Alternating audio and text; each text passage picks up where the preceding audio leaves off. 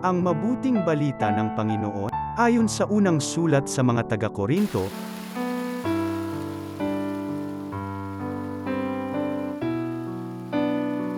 mga kapatid, ganito ang sinasabi sa kasulatan. Ang unang tao, si Adan, ay nilikhang binigyan ng buhay. Ang huling Adan ay espiritong nagbibigay buhay. Ngunit hindi nauna ang panlangit, ang panlupa muna bago panlangit.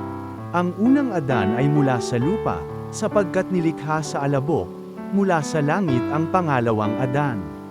Ang mga katawang panlupa ay tulad ng nagmula sa lupa, ang mga katawang panlangit ay tulad ng nagmula sa langit. Kung paanong tayo'y katulad ng taong nagmula sa lupa, darating ang araw na matutulad din tayo sa nanggaling sa langit. Ang mabuting balita ng Panginoon.